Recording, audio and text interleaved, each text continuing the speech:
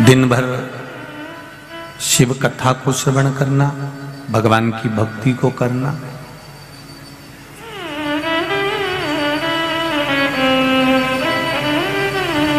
एक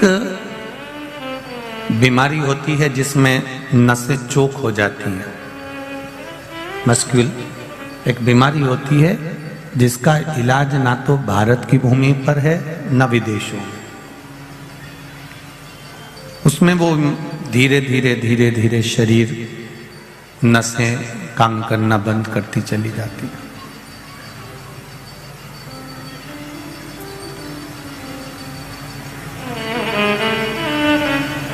कई लोग उस बीमारी के अंतर्गत पलंग पर पड़े रहते हैं, तड़पते रहते हैं, मृत्यु को भी मांगते रहते हैं, तो भी मृत्यु समय पर आती है।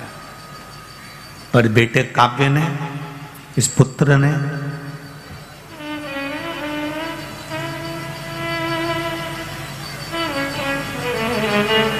शंकर भगवान की भक्ति को इतना धारण कर लिया था कि अंतिम समय में भी जब इसके प्राण छूटने का समय आया तभी भी ये मुस्कुराता हुआ कहता है कि सामने देव अधिदेव महादेव खड़े हैं नंदी लेकर और मैं जा रहा हूं उनके साथ।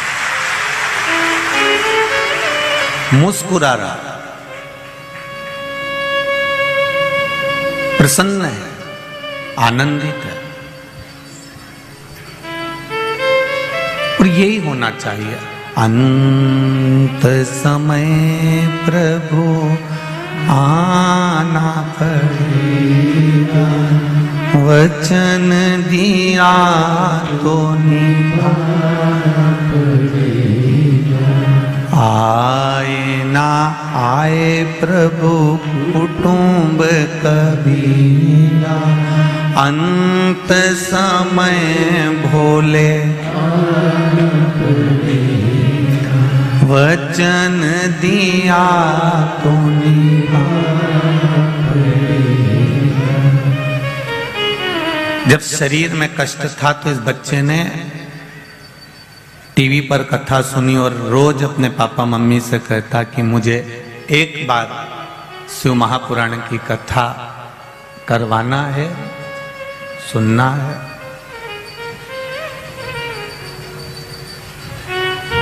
पर कहीं हमारा दिल कहता है, कथा उसने कराई है तो वो बैठकर सुन भी रहा है, निश्चित है, निश्चित है। और केवल कथा करवाकर अपना ही नहीं, ना जाने कितनों को बल देकर जा रहा है, कितनों को बल प्रदान कर रहा है कि शंकर भगवान की भक्ति में। एक बात बहुत अच्छे से समझ लेना, दुनिया का कोई व्यक्ति आपसे कह दे कि मैं आपको मरने नहीं दूंगा, तो ऐसा व्यक्ति अगर आपको मिले तो हमको भी मिला देना। मैं तुमको ऐसी पुड़िया दे दूंगा, ऐसा सामान दे दूंगा, ऐसी चीज दे दूंगा कि तुम मरोगे ही नहीं। तो यहाँ तो पूरी पुराण बड़ी पड़ी हुई है कि हिरण्यकशिपु ने वर मांगा था, न नीचे मरू, ना ऊपर मरू, ना अंदर मरू, ना बाहर मरू, ना अस्त्र से मरू, ना शस्त्र से मरू, न दिन में मरू, ना रात में मरू, न नर से मरू, ना पशु से मरूं, ना ही 12 महीने में मरूं।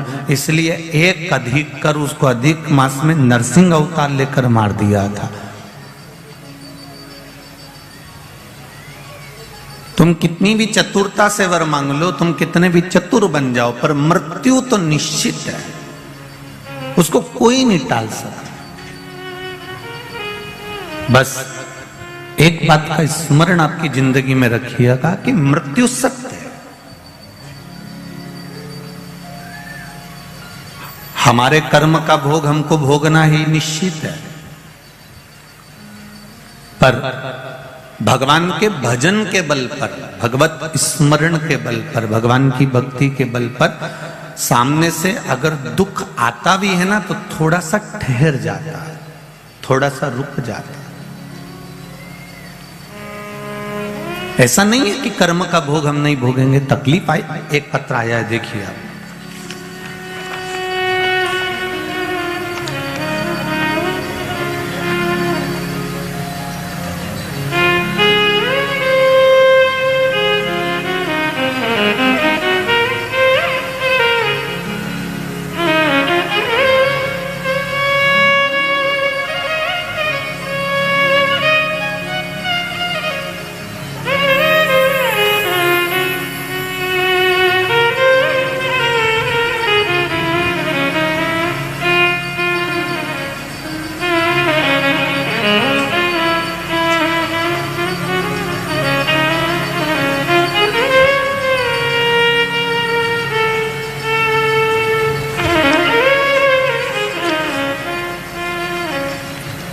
डॉली भटनागर कहीं बैठी हो, ये आपका पत्र हमारे हाथ में है। डॉली भटनागर कहीं बैठी हो तो हाथ हिलाइएगा।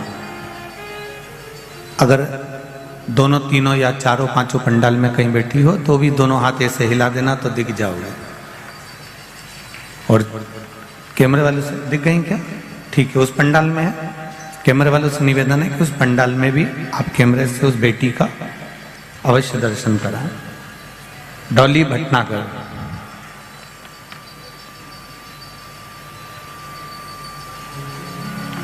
मैं रतलाम मध्य प्रदेश की रहने वाली हूं। मेरी 2 बेटियां हैं। दोनों के उज्जवल भविष्य की कामना करती हूं। गुरुदेव, मेरे पति को 3री स्टेज का कैंसर हुआ 2017 में। उनका फोटो भी लगा रही हूं। जिनने जो LED पर देख रहे हो, आस्था चैनल पर देख रहे हो, फेसबुक यूट्यूब पर देख रहे हो, वो भी देख सकते हैं। 3री स्टेज का कैंसर हुआ 2017 में। 30 कीमो हुए, 30 रेडिएशन हुए बॉम्बे टाटा मेमोरियल हॉस्पिटल में। कुछ साल 3 से 4 साल का समय शेष रह गया, ये डॉक्टरों ने कह दिया।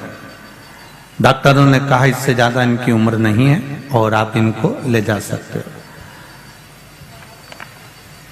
आगर मालवा में मेरी बुआ जी रहती हैं, जो दिन आपकी कथा सुनती हैं। आपकी कथा पर विश्वास उनको बहुत है।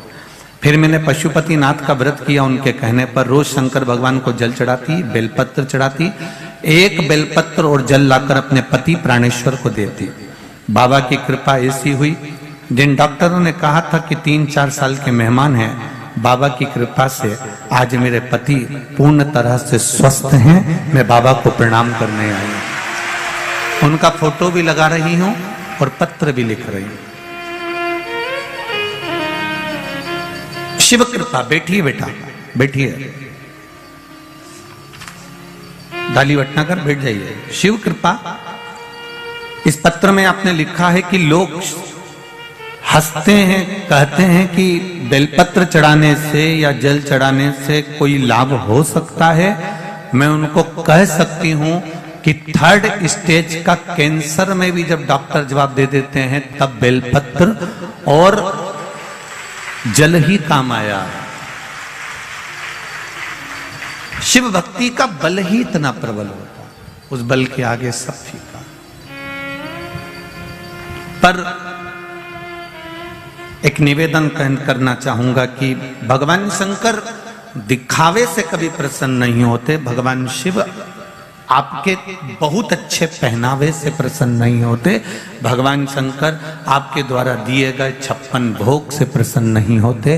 भगवान शंकर अगर प्रसन्न होते हैं तो केवल आपका जो सरल, भोले का भोला जो भक्त होता है, सरल जो स्वभाव होता है, उस सरल स्वभाव के बल पर मेरा महादेव प्रसन्न हो जाता है। आपका स्वभाव सरल है। लाखों की संख्या में आप लोग आए हैं।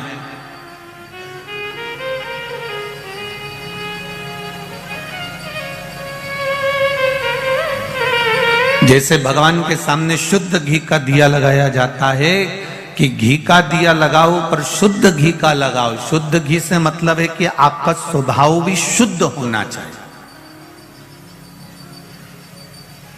निर्मल मन सो मोहि पावा।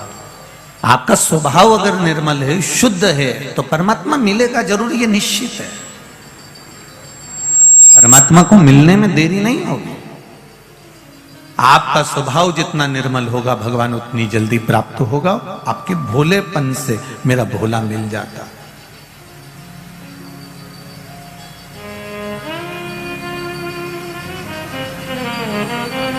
उसको पाने के लिए बहुत प्रपंच या ढोंग या दिखावे की जरूरत नहीं होती। हमारा मृत्यु निश्चित है, आएगी। 7 ताले में भी बंद हो जाओगे तो भी आएगी, कहीं जाकर छुप जाओगे तो भी आएगी। पर 84 लाख योनियां कब तक काटेंगे हम कब तक इस योनि के चक्कर में पुनरपि जननम पुनरपि मरणम के चक्कर में, जगत गुरु शंकराचार्य जी कहते हैं कि इस योनि के चक्कर में हम कब तक पढ़ते रहे।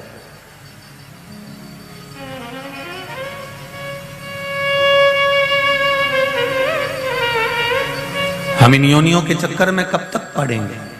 कभी तो एक मंजिल तक हमको पहुंचना है, एक द्वार तक हमको पहुंचना है, एक चौखट तक हमको पहुंचना है।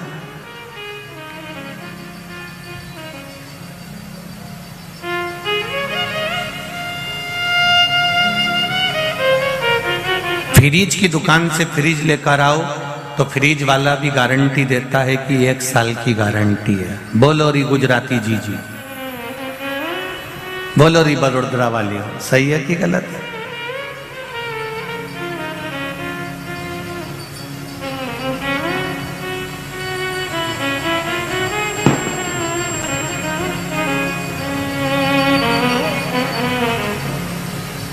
और एक निवेदन है आप लोगों से, जो भी पत्र लिखे वो हिंदी में लिखे। हम बड़े परेशान हैं आपके पत्रों के चक्कर में। तो पत्र को थोड़ा समझने में हमको टाइम लग जाता है। अब उसमें एक जगह लिखा था मेरे पति 6, तो मैंने कहा 6 कैसे होगा। अब बड़ी ऐसा थोड़ा निवेदन है, पत्र थोड़ा समझ कर लिखो, तो हमको तो संकट पड़े। अब तो हम तो हिंदी और बिंदी वाले हैं। हम भारत की पहचान में हम एक बात जानते हैं कि कहीं पर भी जाओ, 2 चीजों से मेरे भारत की लोगों की पहचान है, एक मस्तक पर बिंदी हो और मुख पर हिंदी हो, बस उससे हम पहचानते हैं। पर आपकी वाणी बड़ी शुद्ध है, आपकी जो गुजराती भाषा है बड़ी सुंदर है।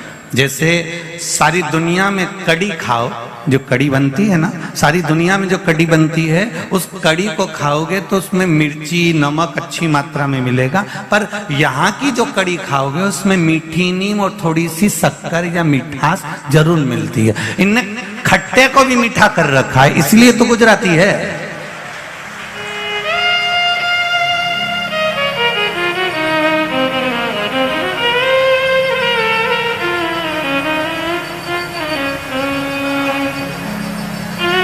यहां जो प्राप्त हुआ वो मिष्ठान ही है। तो निवेदन है, पत्र लिखो, बढ़िया, मना नहीं, परंतु हम थोड़ा सा कहीं अगर हमें पढ़ने में भी गड़बड़ी हो जाए तो तुम बता देना कि ऐसा है या ऐसा है वैसा है, तो उसके अनुसार आप समझा देना।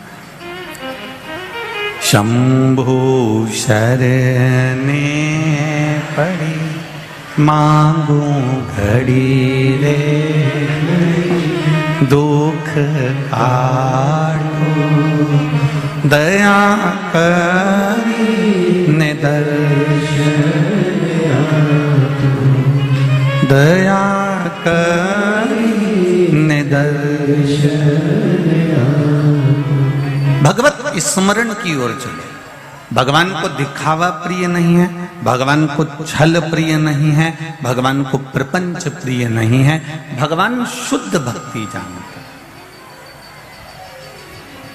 भगवान को केवल आपका निर्मल मन, शुद्ध भाव चाहिए, शुद्ध भक्ति चाहिए। और जब शुद्ध भक्ति हम करेंगे, जैसे शुद्ध घी का दिया भगवान के सामने लगाते हैं, उसी तरह शुद्ध भक्ति हम जब करेंगे तो हमको आनंद की अनुभूति होगी। शुद्ध भक्ति से हमें आनंद प्राप्त होगा। एक फ्रिज लेने जाओ तो फ्रिज वाला भी गारंटी लेता है कि ये 1 साल की गारंटी है। एसी लेने जाओ तो एसी वाला भी कहता है कि 1 साल की या 6 महीने की, 8 महीने की गारंटी है।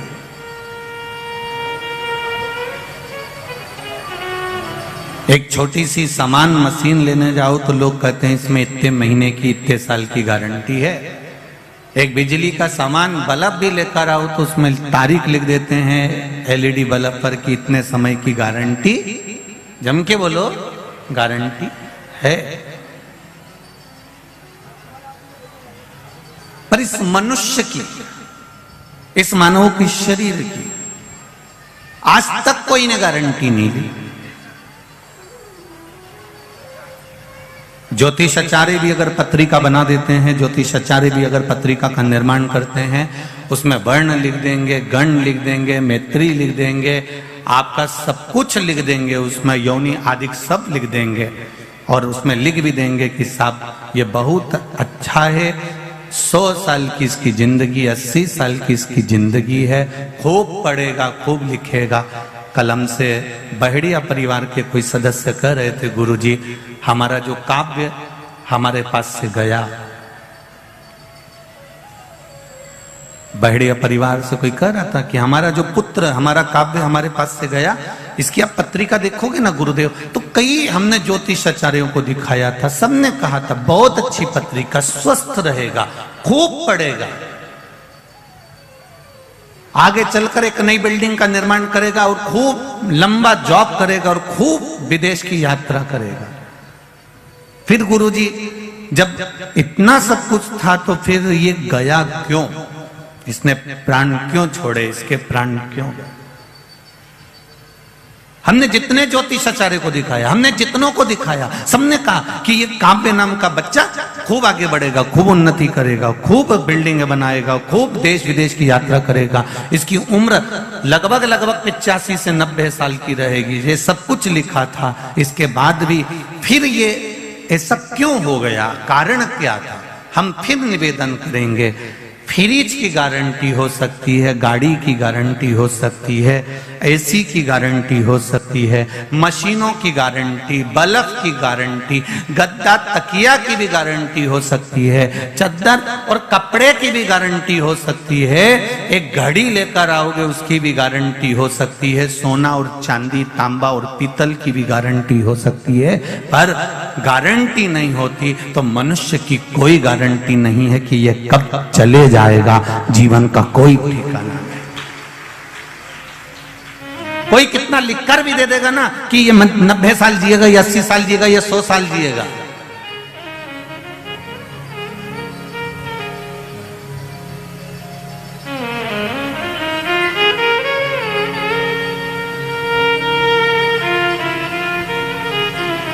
एक हमारे भक्त शंकर भगवान के भोपाल के पास में रहते हैं,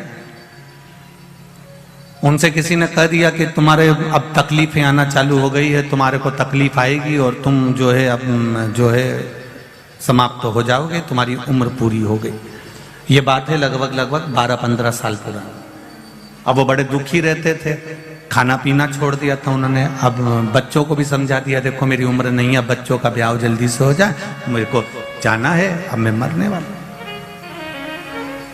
एक बार उनसे हमारी मुलाकात हुई, हम अनायास वहां पहुंच गए और उन्होंने कहा कि गुरुदेव मेरा जाने का समय आ गया, मेरे को जिसको बताता हूं सब यही बोलते हैं अब बच्चों का ब्याह हो जाए। हमने कहा काहे को चिंता करते हो भाई, मरना तो सबको है, चाहे हम हो चाहे आप हो। पर एक काम करो ना, एक लोटा जल शंकर भगवान के मंदिर में चढ़ाना प्रारंभ करो, भगवान शिव की भक्ति करना प्रारंभ करो। मारेगा तब मर जाएंगे, पर जब तक जीवित हैं तब तक भगवान का गुणगान तो करें। अब उनको मरना था 2-3 साल में ही, आज लगभग 18-1 साल हो गए, अभी तक जीवित हैं। ये शिव की कृपा है। सब चीज की गारंटी हो सकती है, प्रत्येक चीज की गारंटी हो सकती है। कोई कितना भी त्रिकालदर्शी हो तो भी वो मौत नहीं बता सकता कि मृत्यु ये हो।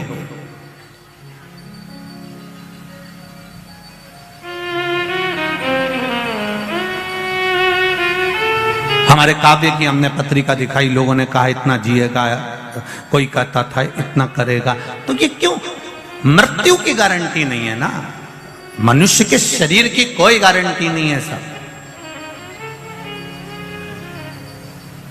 बेटों ने जन्म लिया, शादी में 50 लाख रुपए खर्च करे, 25 लाख रुपए खर्च करे, 40 लाख रुपए खर्च करे, घर में बहू आ गई, कोई गारंटी ले ले कि ये बहू सास ससुर की सेवा करेगी।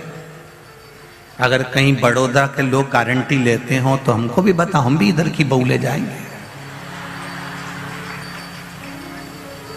बोलो री जी, कोई लेता है गारंटी?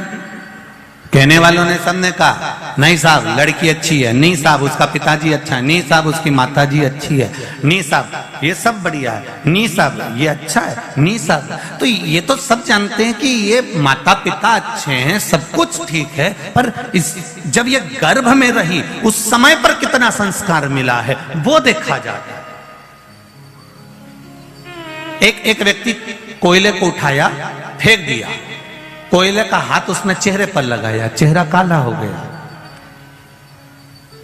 एक व्यक्ति धूप में खड़ा हुआ तो चेहरा काला हो गया, और एक व्यक्ति गर्भ से ही जन्मा तो भी काला।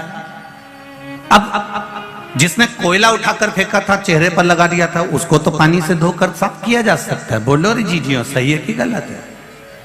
जो धूप में जाकर खड़ा हो गया और काला हो गया, उसको क्रीम से साफ किया जा सकता है। 2-4 महीना क्रीम लगाओगे तो साफ हो जाएगा। पर जो ऑलरेडी पहले से ही,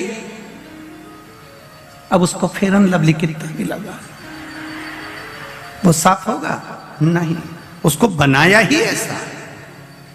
माता अच्छी है, पिता अच्छे हैं, परिवार अच्छा है, कुटुंब अच्छा है, पर आपने इस बच्चे को संस्कार कितना दिया, आपने कितने संस्कारवान बनाया इसको, उसकी गारंटी कौन लेगा साहब कि नहीं ये अपने माँ बाप की सेवा करेगी, नहीं साहब ये सास ससुर की सेवा करेगी? कोई गारंटी नहीं है संसार की। 50 लाख रुपए बेटे के ब्याह में खर्च करा तो भी कोई गारंटी नहीं है कि बहू गरम रोटी देगी कि नहीं देगी। पर एक बात है, 50 लाख रुपए, 25 लाख रुपए, 40 लाख रुपए शादी में खर्च करे, पर गारंटी रत्ती भर की नहीं है। पर एक लोटा जल, एक समय तुमने जाकर अपना समय, अपना जल महादेव को चढ़ाकर जो खर्च करा है, उसकी गारंटी है कि वो अंतिम समय में संभाल लेगा।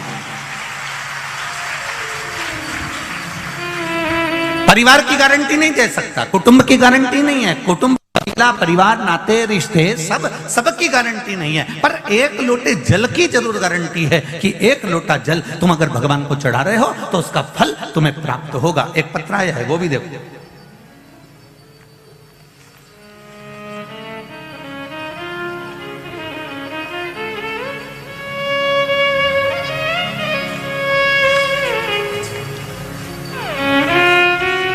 देखिए पत्र में दीपा वीरेंद्र खस 203 रामनगर सुसैन तरसाली बड़ोदरा से आई हूं। मेरा मोबाइल नंबर ये है, कहीं बैठी हो तो हाथ हिलाइएगा, अगर कहीं बैठी हो तो हाथ हिलाइएगा। मैं दीपा वीरेंद्र खस 203 रामनगर सुसैन तरसाली बड़ोदरा, और मोबाइल नंबर भी उन्होंने लिखा है। कहीं बैठी हो तो हाथ हिलाइएगा। पीछे कहीं बैठी हैं शायद, आवाज आ रही है, जरा कैमरे वाले जरा ध्यान देकर उनको देखिएगा। दिखे क्या?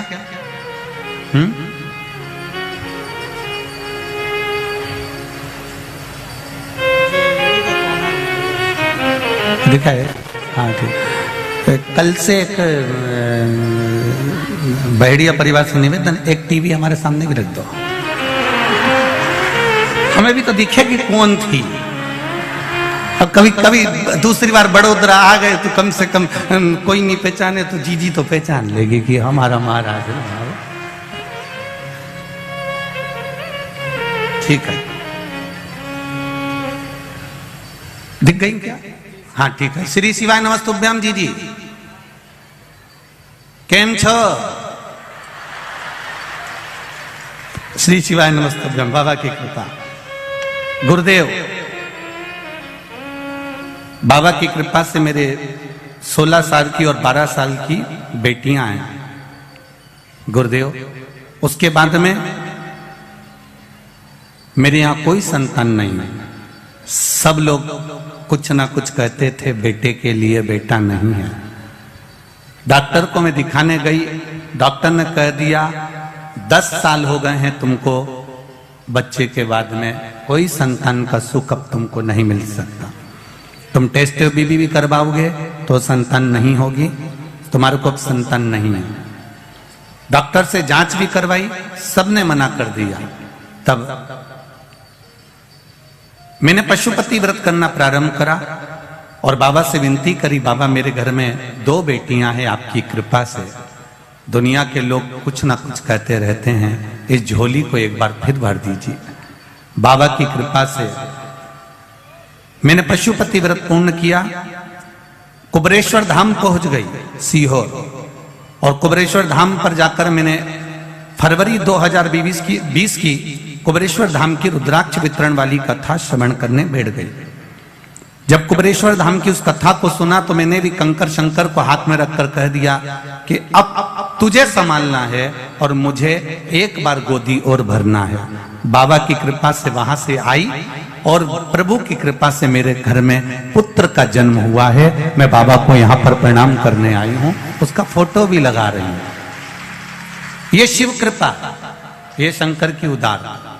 तेरी कृपा बिना न हिले एक भी अणु। बैठिए दीदी, बैठिए।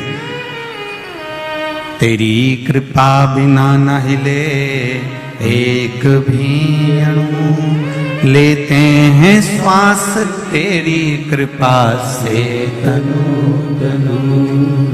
बखान क्या करूं मैं राखों के ढेर का, चपटी भभूत में खजाना कुबेर का। ये आपका विश्वास है, ये आपकी दृढ़ता है, ये आपका भरोसा है। ये इतने जो पत्र आते हैं रोज, पत्रों का जो ढेर लगता है, ये आपके विश्वास का ही तो प्रतीक है, आपके भरोसे का ही तो प्रतीक है।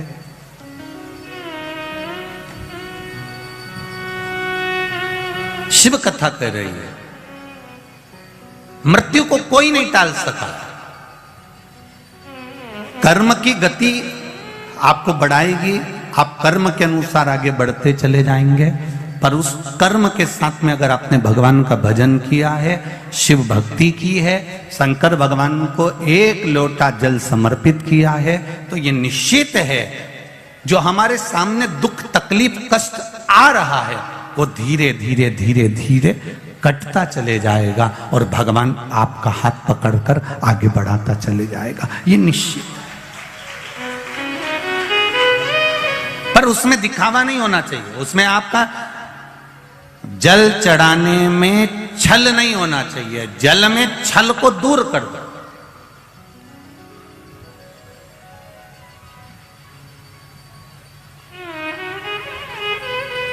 एक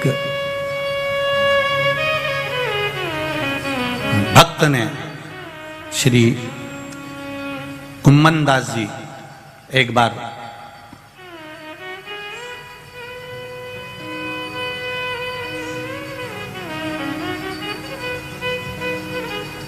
ब्रजमंडल में श्री कुम्मन दास जी रहते थे, भगवान कृष्ण के ठाकुर जी के परम उपासक। अष्ट सखाओं में एक जो नित्य प्रति लाला की लीलाओं का स्मरण करते थे। एक बार उन्होंने अपने पुत्र रघुनंदन से कहा, रघुनंदन तुम ठाकुर जी की सेवा में लग जाओ, मुझे वृंदावन में थोड़ा सा प्रवचन देने के लिए बुलाया गया है। अगर मैं नहीं जाता हूं इन संतों के बीच में, इन साधुओं के बीच में, इन गुरुओं के बीच में, अगर मैं प्रवचन देने के लिए नहीं पहुंचूंगा तो लोग कहेंगे कि इनको अभिमान आ गया, इसलिए मुझे जाना पड़ेगा। रघुनंदन ने पूछा, पिताजी सेवा कैसे करना है? बस मैं सामग्री बनाकर चले जाऊंगा, प्रसाद बनाकर सामग्री रखकर चले जाऊंगा, तुम ठाकुर जी को अरोगा देना, अरोगा कर प्रसादी रख लेना, मैं आऊंगा पालूंगा, आप भी पाले।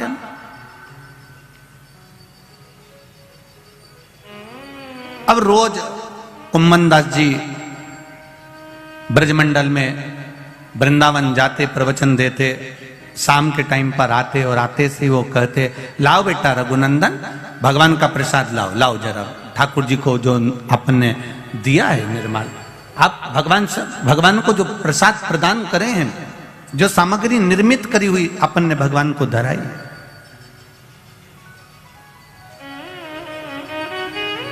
लाइए जरा, लाओ। रघुनंदन ने कहा कि भगवान की प्रसादी, हाँ वो तो भगवान पूरी खा गया।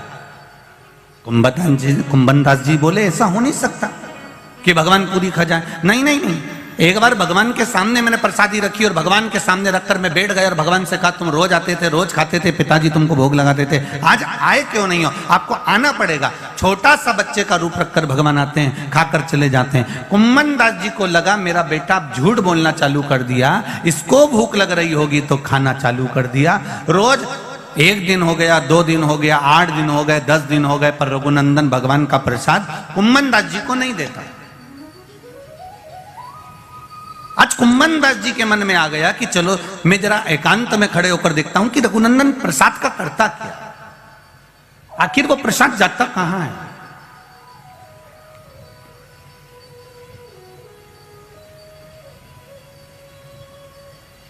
रघुनंदन ने भगवान को पुकारा, आइए लाडले भोग लगाइए। भगवान बच्चे का रूप रखकर आए। आज कुंभन दास जी ने एक काम करा था, जब प्रवचन देने जा रहे थे तो उससे पहले लड्डू बनाकर रख दिए थे कि आज लड्डू का प्रसाद भगवान को धराया, और रखकर कुंभन दास जी चले गए। रघुनंदन ने भोग लगाया। भगवान बाल्य अवस्था का स्वरूप धारण कर छोटे से बालक का रूप रखकर आए। कुंभन दास जी पीछे से खड़े होकर देख रहे हैं कि आखिर होता क्या है, ये प्रसाद जाता कहां। तब क्या देखा कुंभन दास जी ने कि एक छोटा सा बच्चा आया, उसने एक हाथ में लड्डू उठाया, दूसरे हाथ में लड्डू उठाया, और एक लड्डू हाथ का लेकर जा रहे थे मुख की ओर, और दूसरा लड्डू हाथ में था वो नीचे की ओर था। और इतने में कुंभन दास जी सामने आकर खड़े होकर भगवान के चरण पकड़ लिए। लाला बड़ी कृपा करी आपने, आज लड्डू का भोग लगाया। भगवान ने कहा कुंभन दास तुमने मुझे ये प्रसाद का लड्डू खाते हुए देख लिया, अब संसार के लोगों के लिए, पूरी दुनिया के लिए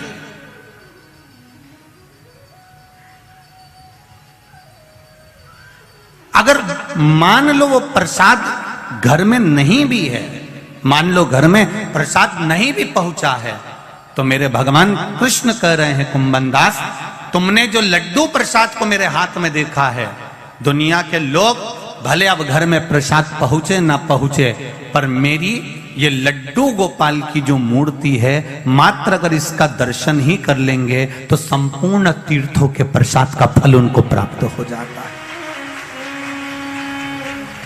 आपके यहां भी होगी लड्डू गोपाल की प्रतिमा। कई लोग कहते होंगे लड्डू गोपाल कब बने, तो आप बता सकते हो कि कुंभन दास जी के प्रेम से प्रसाद को पाते समय, उस प्रसाद का आनंद लेते समय कुंभन दास जी ने जो भगवान का दर्शन करा था, उस प्रसाद के सुख से कुंभन दास जी के कारण आज भी संपूर्ण भारत देश में नहीं, देश में नहीं विदेश में भी लड्डू गोपाल विराजमान।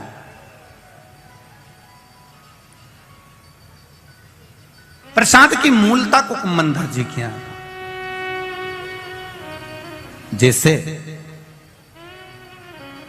घर में कोई भोजन करने आया, शंकर जी के मंदिर में आप जल चढ़ाने जा रहे हो, पूजन की थाली लगाकर पूजन करने बैठ रहे हो, वृक्ष के नीचे जल चढ़ाने जा रहे हो, हाथ में पानी का लोटा है, ट्रे में गिलास है, किसी अतिथि को, किसी ब्राह्मण को, किसी साधु को, सन्यासी को, तपस्वी को, साधक को, उपासक को, अतिथि गण को या भगवान को जल चढ़ाने जा रहे हो, या पूजन की थाली रखने जा रहे हो, उसमें जो लोटा रखा हुआ है या अलग से लोटा पकड़ा हुआ है, वो लोटा, वो गिलास, पानी का भरा हुआ पात्र जब नीचे गिरता है, अपन कहीं जा रहे हैं, किसी को जल देने जा रहे हैं, किसी को पानी पिलाने जा रहे हैं, किसी भगवान शंकर के शिवालय में जल चढ़ाने जा रहे हैं, और अगर वो जल का पात्र नीचे गिर जाता है तो प्रसाद शिव महापुराण की कथा कहती है वो शुभ नहीं माना जाता, उसको शुभ नहीं कह सकते, उसको शुभ का सूचक नहीं दे सकते। प्रसाद शिव महापुराण की कथा कहती है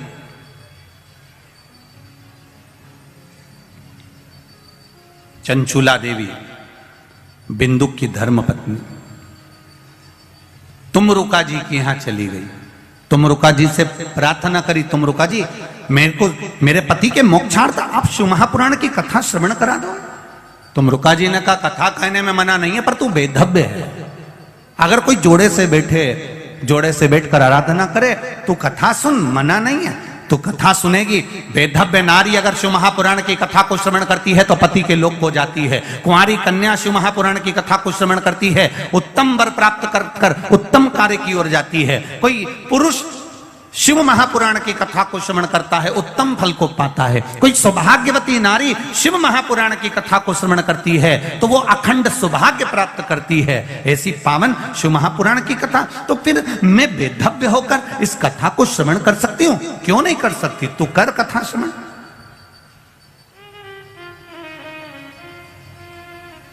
चंचुला देवी ने हाथ में जल लिया, भगवान देवाधिदेव महादेव से प्रार्थना करने जा रही है कि मेरे पति के लिए मैं शिव महापुराण की कथा करवा रही हूं, पर यजमान नहीं है, कोई जोड़ा मेरे पास में नहीं है। माता पार्वती जी ने कहा चंचुला देवी तुम शिव की आराधना करो, शंकर की आराधना करो, वो तुम्हारे यजमान बनेंगे, वो कथा के यजमान बनकर बैठेंगे, जोड़े से मैं बैठूंगी। अब चंचुला देवी पानी लेकर जाती है शंकर जी के मंदिर में चढ़ाने के लिए। जितनी बार चंचुला देवी जल लेकर शिव के चरणारविंद को शिवलिंग पर चढ़ाने के लिए जाती है, बालू का शिवलिंग बनाकर उसकी पूजन करने के लिए जाती है, जितनी बार जल का पात्र हाथ में लेती है उतनी बार पात्र गिर जाता है।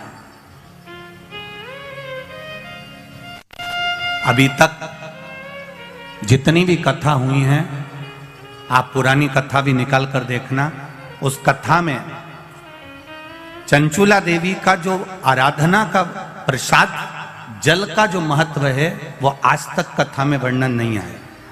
पर ये जो प्रसाद शिव महापुराण की कथा चल रही है बड़ौदा में, आपको पहले भी कहा कि ये कथा संपूर्ण भारतवासियों के लिए और देश विदेश में बैठे हुए भक्तों के लिए एक अलग गौरव की बात है कि ये कथा का रसतत्व अपने को मिल रहा है। चंचुला देवी के हाथ से कलश गिर गया। किसी दिन चंचुला देवी का जल अच्छे से चले जाता है, बाकी के दिन चंचुला देवी का हाथ का वो जल अपने आप गिर जाता है, वो कलश भूमि पर गिर जाता है।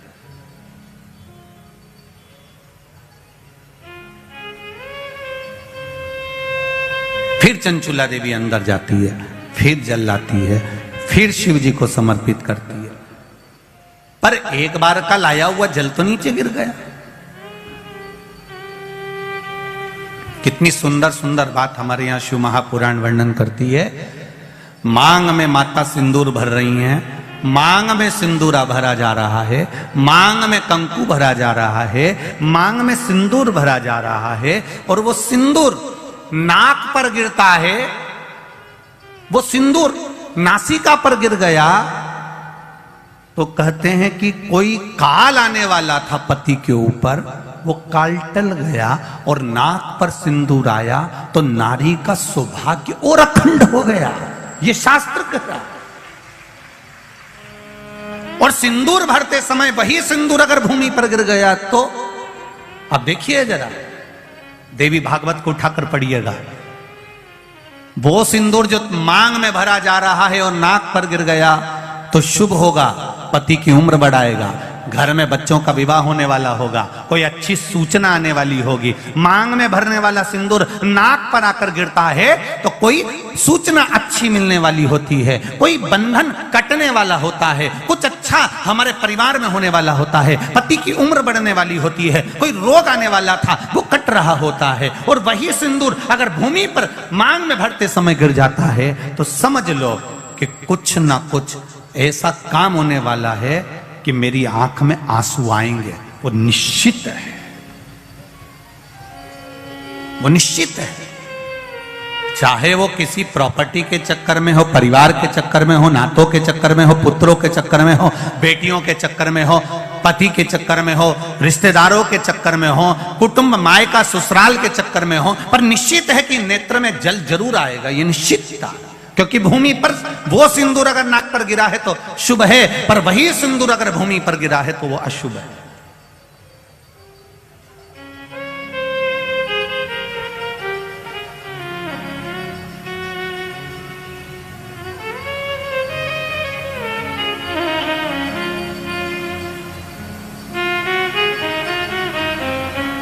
बहुत ध्यान देना जरा, प्रसाद शिव महापुराण की कथा चल रही है।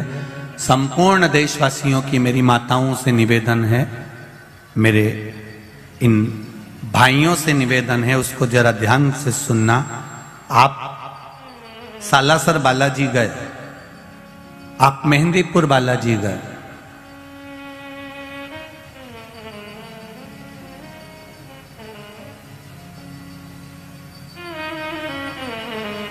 आप पावागढ़ की माता पर गए, आप किसी देवी मंदिर में दर्शन करने के लिए गए,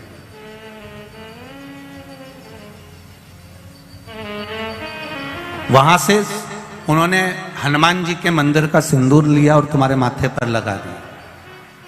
समझना जरा कथा को बहुत अच्छे से। उन्होंने हनुमान जी का सिंदूर लिया, तुम्हारे मस्तक पर लगा दिया। अब मस्तक पर आपने अगर सिंदूर लगाया है और हनुमान जी महाराज का या देवी जी का या भगवान का सिंदूर आपके मस्तक पर लग गया है, तो वो सिंदूर कम से कम शास्त्र कहता है 2.5 घंटे तक आपके मस्तक पर रहना चाहिए। कितने घंटे तक रहना चाहिए? जम के बोलो जरा। 2.5 घंटे तक रहना चाहिए। कारण क्या है? भगवान के चरण का अगर कोई कुंकू या सिंदूर हमारे मस्तक पर लगाया गया है, वो 2.5 घंटे तक रहे, उसके बाद उस सिंदूर को किसी नैपकिन, कपड़ा या अन्य चीज से पोंछ देते हैं। पोंछने के बाद वो गलत जगह पर टंग जाता है, लोग उसका गलत हाथ का प्रयोग कर लेते हैं। वो जितनी जगह गलत जगह जाता है उतना दोष हमको लगते चले जाता है। इसलिए उस सिंदूर का क्रम है कि कोई पुष्प है, उस पुष्प से उस सिंदूर को लगा लिया जाता है, कोई पत्ती है उससे सिंदूर को लगा लिया जाता है, उस पुष्प को फिर विसर्जन में, अगर विसर्जन में नहीं रख सकते तो अपने घर में जो गमला होता है जिसमें पौधा लगा होता है, उस पौधे में उसको डाल दिया जाता है, जिससे वो सिंदूर उसमें मिल जाए और हमारे घर में सदा रहे। पर हमने कोई टाविल, होटल में ठहरे तो होटल के टाविल से पोंछ दिया, कहीं ठहरे थे तो दीवार से पोंछ दिया, कहीं लगा दिया, उसका दोष है, उसका दोष।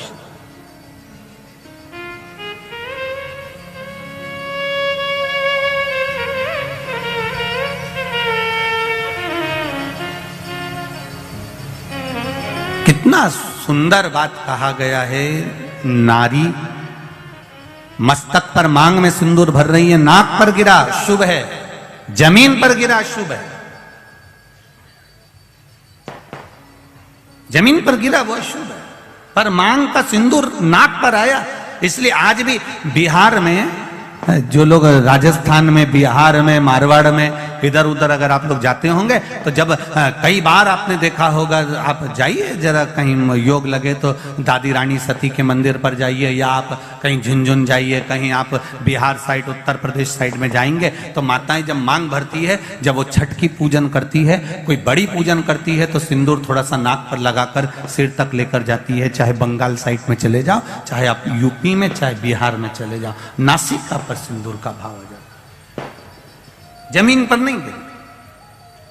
चंचुला देवी जो पात्र लेकर जा रही है जल का, वो जमीन पर गिरता है। चंचुला देवी दूसरा पात्र उठाती है, फिर भगवान के मंदिर में पूजन करने जाती है। आपने उठा लिया, बाल्टी में से पानी भरा, कई लोग शंकर जी के मंदिर में पानी चढ़ाने की जल्दीबाजी होती है, तो बाल्टी में से पानी उठाया, पानी भरा, इतने में डालने जा रहे थे और बाल्टी में ही वो लोटा जो है, वो जल का पात्र जो है, कई बार हाथ से फिसल कर बाल्टी में ही गिर जाता है। मतलब समझो उसके पीछे कोई कारण हो सकता है।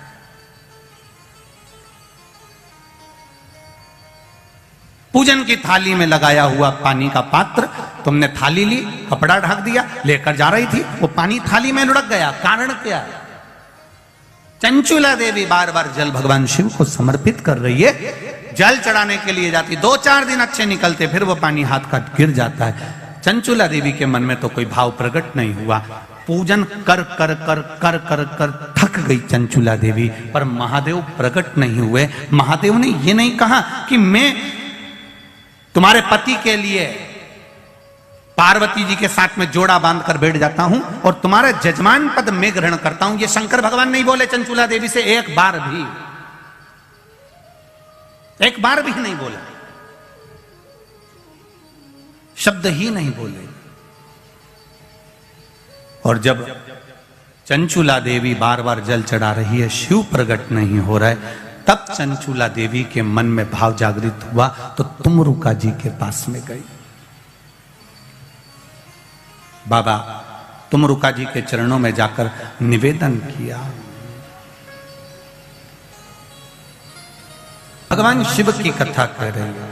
चंचुला देवी तुमरुका जी के पास में पहुंच गई।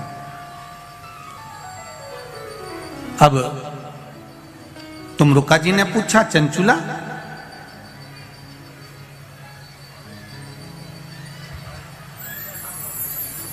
तुम यजमान ढूंढने के लिए गई थी शिव महापुराण के लिए, किसी को जोड़े से बिठाना है, आप ढूंढने गई थी, कोई मिला? चंचुला देवी कहती हैं, मैंने पार्वती जी से पूछकर शिव जी की आराधना करी, भगवान शंकर को जल चढ़ाया, शिव जी की पूजन करी, पर शंकर भगवान प्रसन्न ही नहीं होते, प्रकट ही नहीं होते। कारण क्या है? तुमरुका जी ने कहा, तुम्हारे पूजन करने से शंकर प्रसन्न नहीं हो रहे? नहीं हो रहा। कारण क्या है? पता नहीं।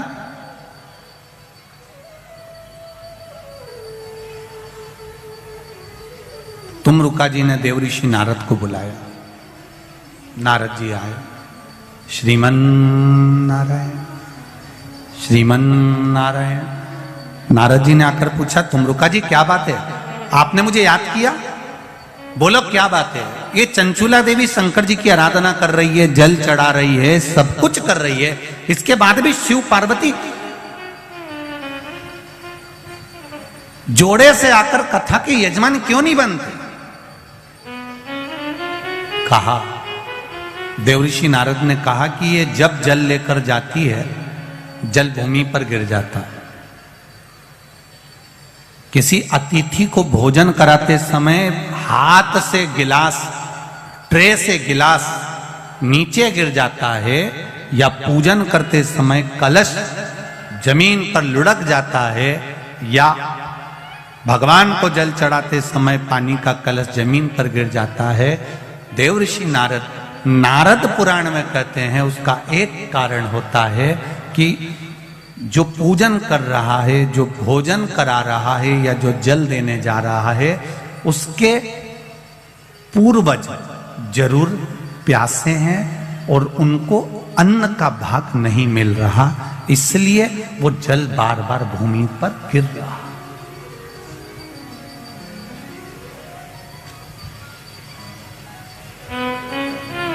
आपके साथ में भी अगर ऐसा होता हो, आप मंदिर में जा रहे हो और पानी लुढ़क गया, कलश छूट गया, गिलास किसी को पानी का दे रहे थे, छूट गया, समझना हमारे पूर्वज, हमारे पितर, हमारे कुलदेव, हमारी कुलदेवी, हमारा स्मरण, कोई प्यासा है, कोई भूखा है, वो हमसे कुछ मांग रहा है, इसलिए हम उसको तो प्रसन्न नहीं कर पा रहे और दूसरे को प्रसन्न करने में लगे। हम कई बार कथा में कहते हैं, आज फिर कह रहे हैं, घर में धर्म पत्नी विराज रही है, घर के अंदर धर्म पत्नी रह रही है, तू कभी भी उससे प्रसन्न होकर बात नहीं करता, और ना जाने फोन पर जब भी बात करेगा तो चेहरे पे स्माइल रहती है। बोलो, जितने लोग बैठे हैं जरा ध्यान से बोलना, और जितने लोग कथा टीवी पर सुन रहे हैं, आप घर के व्यक्ति को प्रसन्न नहीं कर पा रहे और दुनिया को प्रसन्न कर लिया तो उसका फल मिल जाएगा। पितृ घर के दुखी, देव घर के दुखी, कुलदेव घर के दुखी, और आप दुनिया को जल दे रहे, उसका लाभ क्या? तो कहा, इसका कोई कारण तो जरूर है, इसका कोई तत्व तो जरूर है, इसलिए मेरे शायद ये जल जो है प्रसन्न नहीं हो रहा है। उसका कारण क्या हो सकता है? तो कहा, इसीलिए प्रसन्न नहीं।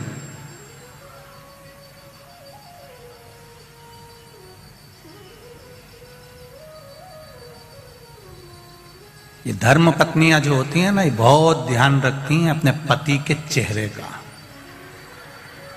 ये केवल करवा चौथ पे चेहरा नहीं देखती है। तो इस अंदाजे में मत रहना कि करवा चौथ पे अकेले व चलनी में मुंह देख लिया, ये वो करवा चौथ पे जो मुंह देखती हैं, उस स्माइल को बाकी के दिन की स्माइल से मैच करती रहती है पूरे साल।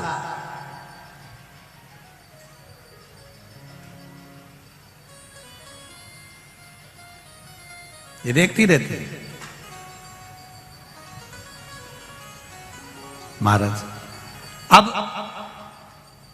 चंचुला देवी को मालूम पड़ गया, देवऋषि नारद ने कह दिया जरूर इसके घर के पूर्वज बिंदु को जल नहीं मिला है, पूर्वज को जल नहीं मिला, जरूर कोई बात है, क्या करा जाए। देवऋषि नारद ने कहा अब यह बात तो तुमरुका जी बता सकते हैं कि शंकर भगवान पितरों को कैसे संतुष्ट कर सकते, पूर्वजों को कैसे संतुष्ट कर सकते, वह हाथ से पानी गिरना कैसे बंद हो सकता है, जल का पात्र ले जाते समय गिरना कैसे बंद हो सकता है, वो कैसे बंद हो सकता है, ये तुमरुका जी कर सकते हैं। तुमरुका जी ने चंचुला देवी को देखा, चंचुला जी कहती हैं मुझे कथा करवाना है, आप कुछ भी करो, पर देव ऋषि नारद कुछ बताओ कि मेरे ये भोलेनाथ राजी हो जाए और शंकर पार्वती कथा का रसतत्व ग्रहण करें। अब कहो कुछ। तुमरुका जी ने कहा चंचुला तुम शिव जी की आराधना तो करती हो, पर कभी तुमने शंकर भगवान पर पंचामृत समर्पित नहीं करा। जरा ध्यान दीजिएगा, भगवान ब्रह्मा और भगवान विष्णु को सबसे ज्यादा प्रिय है खीर, आटा सिका हुआ का जो सीरा बनता है, पंजेरी बनती है, वो भगवान ब्रह्मा और भगवान विष्णु की प्रियता है, भगवान सत्यनारायण जी की प्रियता प्रसाद। देवी को प्रिय है चना, हलवा, सीरा, पूड़ी। सरस्वती जी को, राम जी को, दत्त को, भगवान नारायण को प्रिय है केसरिया भात।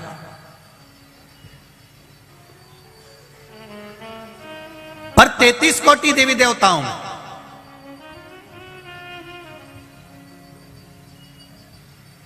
केवल एक भगवान देवाधिदेव महादेव ऐसे हैं जिनकी प्रियता केवल बेलपत्र और पंचामृत। अब जरा अच्छे से समझ जाना, बहुत ध्यान लगाकर सुनना, बेलपत्र और पंचामृत है। तो कहा पंचामृत तो स्नान के काम आता है भगवान को, दही चढ़ाओ, पंडित जी बोलते हैं, दूध चढ़ाओ, शहद चढ़ाओ, शक्कर चढ़ाओ, दूध चढ़ाया, जल चढ़ाया, गंगा जल चढ़ाया, ये सब तो हम भगवान के स्नान में काम लेते हैं। नहीं, अगर आप शिव जी को एक कटोरी में पंचामृत बनाकर ले जाते हैं, दूध, दही, शहद, घी, शक्कर, ये सब मिलाकर यदि आप लेकर जाते हैं और ले जाकर भगवान शंकर के सामने समर्पित करते हैं, एक बेलपत्री अशोक सुंदरी, अभी तक आपने जो बेलपत्री चढ़ाई है अशोक सुंदरी के ऊपर, डंडी का मुख जहां से पानी बहता है उस ओर रखा जाता है।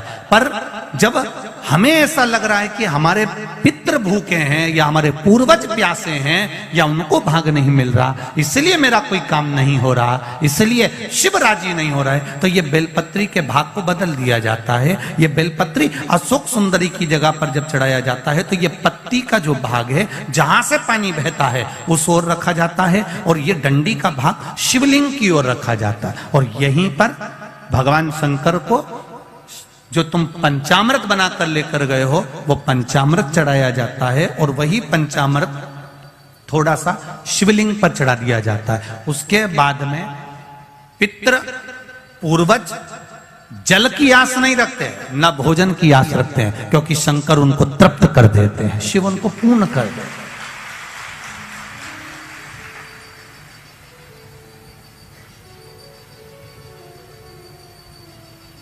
एक अंतर आप थोड़ा सा ध्यान लगाइएगा, दूध, दही, शहद, घी, शक्कर सब मिलाकर कटोरी बनाकर फ्रिज में रख दो या फ्रिज के ऊपर रख दो या रसोई घर में रख दो। दूध, दही, शहद, शक्कर मिलाकर पंचामृत मिलाकर वही पंचामृत शंकर जी के सामने ले जाओ, वही पंचामृत सत्यनारायण भगवान के सामने ले जाओ, वही पंचामृत भगवान की पूजन में ले जाओ। जो फ्रिज में रखा है उसको खाकर देखना, और जो भगवान के सामने तुमने समर्पित करा है उसको खाकर देखना, दोनों में अंतर हो जाएगा, दोनों का स्वाद बदल, दोनों का स्वाद बदल, दोनों में अंतर आ।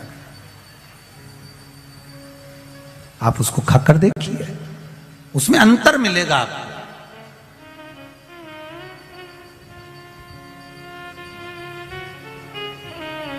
मेरे नारायण के सामने पहुंचा तो भी वो प्रसाद, मेरे ब्रह्मा जी के सामने पहुंचा तो भी वो प्रसाद, माता रानी के सामने पहुंचा तो भी वो प्रसाद है, सत्यनारायण भगवान के सामने पहुंचा तो भी वो प्रसाद है। पर दूध दही शहद शक्कर पंचामृत जो बना हुआ मेरे देवाधिदेव महादेव के सामने पहुंचा, वो केवल प्रसाद नहीं है, वो औषधि निर्मित हो जाती है, और उस औषधि से शरीर के ना जाने कितने रोग समाप्त हो जाते हैं। मात्र औषधि रोग मिटाने। कितना सुंदर कहा है प्रसाद का महत्व समझाते हुए हमारे संत, हमारे साधुजन, हमारे गुरुजन कहते हैं, एक बार जगन्नाथपुरी में दुनिया का सबसे ज्यादा भंडारा भोजन प्रसाद, सबसे ज्यादा जगन्नाथ का भात, जगत पसारे हाथ, जगदीश में जगन्नाथ जी में एक बार माता लक्ष्मी जी के मन में आया कि मैं जगन्नाथपुरी में, भगवान नारायण से पूछा, मैं आई हूं जगन्नाथपुरी में जगदीश में, प्रभु आप अपनी बहन के साथ हो, आप बलभद्र जी के साथ में हो, आप स्वयं बैठे हो, मैं रुक्मणी, मेरे साथ आप नहीं हो। भगवान ने कहा, रुक्मणी तू जगन्नाथपुरी में रहे, आराम से प्रसाद का निर्माण कर, और प्रसाद बनाकर तू मुझे पवा। भोजन बनाने का काम माता रुक्मणी जी को दे दिया गया, माता लक्ष्मी जी को भोजन बनाने का काम दिया। जगन्नाथपुरी में आज भी जो पंडा होन, रसोईया होन, जो जगन्नाथ जी का भात बनाते हैं, भोजन बनाते हैं, प्रसाद बनाते हैं, आज भी आप उनसे पूछेंगे तो वो यही कहेंगे कि हम भगवान जगन्नाथ जी की अर्धांगिनी है। आज भी अगर पंडित या वहां के जो रसोईया हैं वो भोजन बनाते हैं तो लक्ष्मी जी के भाव से, रुक्मणी जी के भाव से बनाते हैं। अब रुक्मणी जी ने भोजन बनाया, भगवान को पवाया। अब भगवान को पवाया तो भगवान तो भगवान। एक बार लक्ष्मी जी के मन में आया कि अब मैं थोड़ा बहुत रसोई घर में रह ली, थोड़ा बहुत घूम फिर के आती हूँ। आपके जैसी लक्ष्मी जी भी थोड़ी देर रसोई घर में काम करती है, थोड़ी देर गच्ची से बाहर जाकर झांकी आती है, फिर थोड़ी देर बाद आई तो मोबाइल उठा के देख लिया,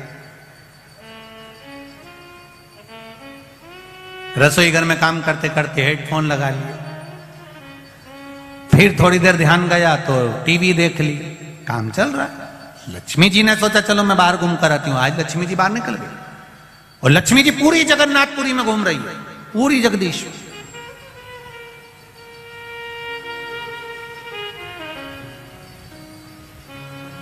सुबह का समय था, लक्ष्मी जी ने कहा आज मैं ब्रह्म मुहूर्त में जाकर देखती हूं कि किस किसके द्वार सजे हैं भगवान जगदीश के लिए, किसकी यहां प्रसन्नता हो रही है भगवान जगन्नाथ जी के लिए, कौन आदर कर रहा है, जरा मैं जाकर देखती हूं।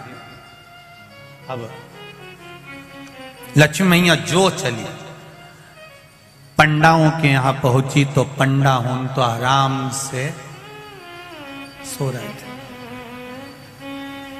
दूसरों के यहां गई तो वो दूसरे भी आराम से सो रहे थे।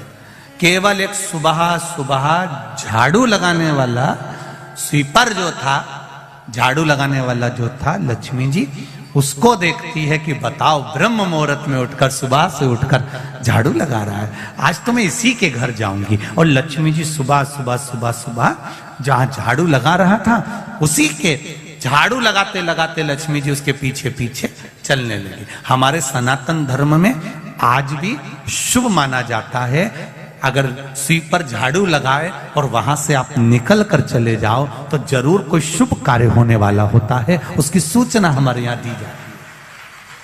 लक्ष्मी जी पीछे पीछे चली, अब स्वीपर जो झाड़ू लगा रहा था, सेवक जो झाड़ू लगा रहा था, लक्ष्मी जी उसके घर पहुंच गई। घर के बाहर देखा तो उसकी पत्नी ने 2 कलश सजा कर रखे थे, दिया लगा कर रखा था। अंदर जाकर लक्ष्मी जी ने देखा तो चावल तैयार हो रहे थे, पकवान तैयार हो रहा था। सब देखकर लक्ष्मी जी प्रसन्न हो गई। लक्ष्मी जी के मन में आया, आज तो मैं रोज भगवान को भोजन कराती थी, पर आज मेरा मन करता है कि मैं इसके घर में खाकर जाऊं। और लक्ष्मी जी उसके घर में पहुंच गई। लक्ष्मी जी ने हाथ जोड़कर कहा, मैं लक्ष्मी, मैं रुक्मणी, मेरा मन है मैं आपके घर में भोजन करूं। उस झाड़ू लगाने वाले की धर्म पत्नी ने कहा, वाह वाह मां, बड़ी कृपा करी आपने, आज मेरे यहां प्रसन्न हो गया। हाँ, लक्ष्मी जी बैठकर भोजन कर रही थी, इतने में बलभद्र जी घूमते घूमते आ गए। किसी ने कह दिया होगा बलराम जी को कि सुबह सुबह जब निकलो तो थोड़ा घूमना चाहिए। कहते हैं लोग, ऐसा नहीं कि नहीं कहते, हमसे भी कहते हैं थोड़ा घूमा करो महाराज, जाड़े हो रहे। हम भी प्रयास करते हैं कि सुबह सुबह घूमे। हमने कई बार प्रयास कर कर देखा, हम जब भी घूमने निकलते कोई गाड़ी वाला आकर हमको वापिस छोड़ जाता है। उनको लगता महाराज पैदल चल रहे हैं तो वापिस। मन हमारा भी करता है कि हम भी सुबह सुबह घूमें। अब बलभद्र जी प्रातः के समय पर घूमने निकले, कोई ने कह दिया होगा भ्रमण करना चाहिए। बलभद्र जी भ्रमण करते करते उसी झाड़ू लगाने वाले के पास सामने पहुंच गए। उन्होंने जो झांक कर देखा, रुक्मणी जी, लक्ष्मी जी तो उसके घर में भोजन कर रही। अब तो बलभद्र जी को क्रोध आ गया। बलराम जी ने सोचा, इतने बड़े घराने की बहू, मेरे कृष्ण की धर्म पत्नी, द्वारका के राजा की पत्नी, और भोजन कर रही है, वो भी वहां। बलभद्र जी को क्रोध आ गया, वापिस आ गए।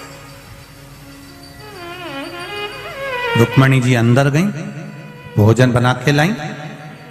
ले जगन्नाथ, पाओ जगन्नाथ। सबसे पहले थाली बलभद्र जी की लगी। बलभद्र जी ने कहा, मेरा पेट भरा है, मुझे नहीं खाना।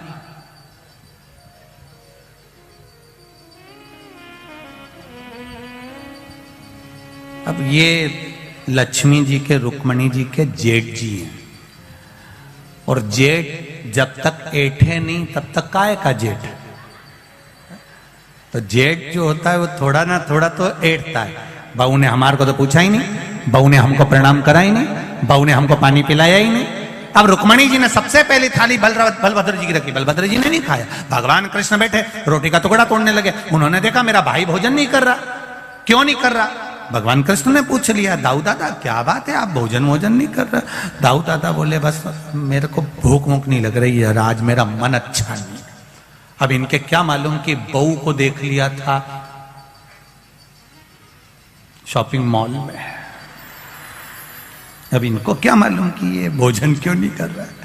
कई कई जेठ हो उनका तो मुंडा, जब भी देखो तब फूला। मेरे बहू पूछती भी है, लाओ मैं पानी ला दूं। भाई ने भी पूछा, चाय मंगवा दूं क्या? नहीं, मेरे को पीना ही नहीं, मेरे को नहीं पीना।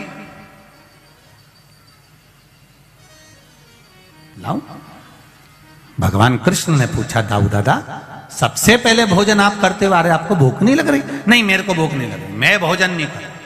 और इसके हाथ का तो बिल्कुल ही नहीं करूंगा।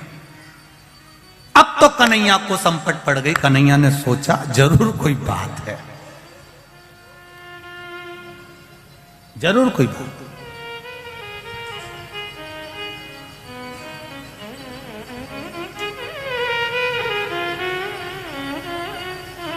कन्हैया ने पूछा, दाऊ दादा तुमको मेरी सौगंध है, तुम बताओ आखिर बात क्या है? अरे कन्हैया, इतने बड़े यदुकुल की बहू, इतने बड़े कुल की बहू वहां पहुंच गई भोजन करने के लिए। बताओ यहां कोई कमी थी क्या?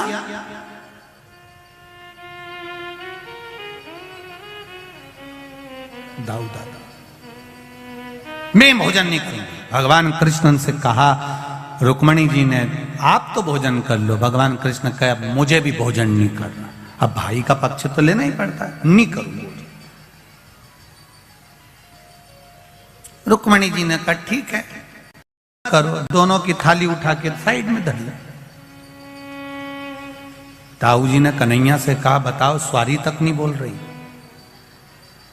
एक बार कम से कम क्षमा तो मांगना चाहिए कि गलती हो गई।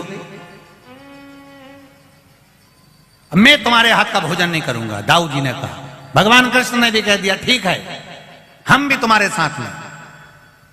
तो रुक्मणी जी बोली, अब तुम भोजन ही नहीं करो तो फिर रहने से मतलब का, जाऊं? लक्ष्मी जी बोली, जाऊं। अब इन दोनों ने ना तो हां बोला ना बोला, दोनों चुप हो गए। बहू भी समझदार थी, बहू को मालूम था अगर कोई चुप हो जाए तो समझ लो कि हाँ ही है। पहले के जमाने में तो ऐसे ही होता था, लड़की को लड़का दिखा दिया जाता था, फिर लड़की से पूछते थे तो बेचारी शर्मा जाती थी, अब वो क्या बोले, चुप चुप रहे तो समझ जाओ। आए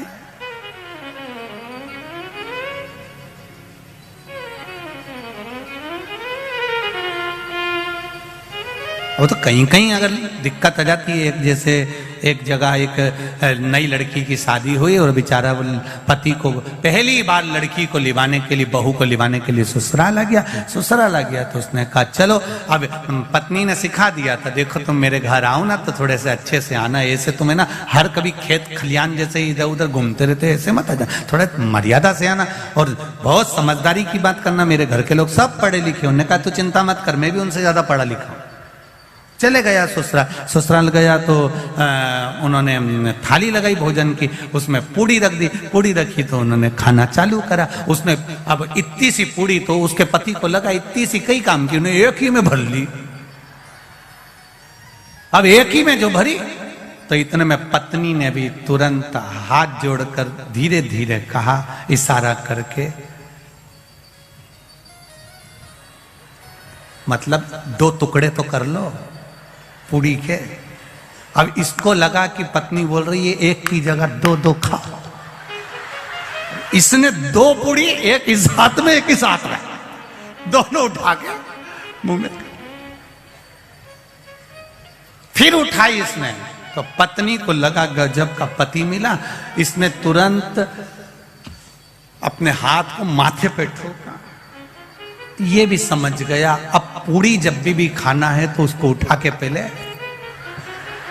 माथे से लगाना फिर खाना, उसने वही करना प्रारंभ करा।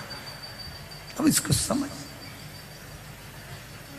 लक्ष्मी जी बोल रही हैं जाऊं, भगवान ना हाँ बोले ना बोले। लक्ष्मी जी उठी, जब मेरा काम ही नहीं है तो मतलब क्या, जा रही मैं तो। पत्नी भोजन बनाए और पति के लिए बनाए और पति नखरे करे कि खाए नहीं, मेरे को तो खाना ही नहीं खाना, तो फिर उसने भी कह दिया मत खाओ, ये पड़ा, मैं तो जे चली गई। वो लक्ष्मी जी ने फिर कहा सुन लो मैं जा रही हूं।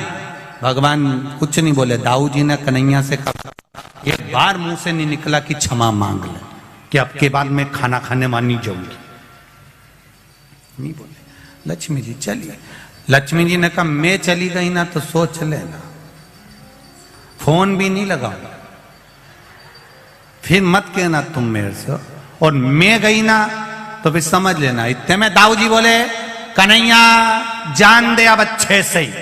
लक्ष्मी जी के मैं ये चली, जो लक्ष्मी जी चली और जगन्नाथपुरी का मंदिर छोड़ के लक्ष्मी बाहर आई, जैसे ही आई भगवान के जितने सोने के जेवर थे सब गायब। रात के समय लक्ष्मी जी जो निकल के चली, सोने के पलंग पर दाऊ जी और कन्हैया सो रहे थे, पलंग गायब, नीचे पड़े। अब लक्ष्मी तो लक्ष्मी, कपड़े में भी लक्ष्मी थी, सारे कपड़े गायब हो गए, कर्पूर गौरम करना तारम हो गए सब। अब पूरे मंदिर से राजसी सुख चले गया। ब्राह्मण भी लक्ष्मी के बल पे थे, जितने पंडा सब आभूषण पहने थे, लक्ष्मी गई, सब गया, सब खा लिए। लक्ष्मी गई, कोई दर्शन करने ही नहीं आया। भगवान बैठे शांति से, कोई भोजन लेकर आएगा, अब कौन आए? अन्नपूर्णा भी लक्ष्मी, धन वैभव कपड़ा सत्ता सब लक्ष्मी, सब चली गई।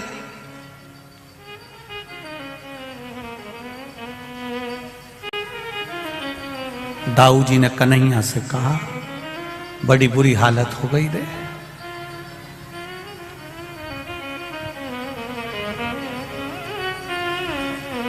बहू जब आती है खूब वैभव लाती है, भले वो दहेज में कुछ नहीं लाई और खुशियां बहुत लाती।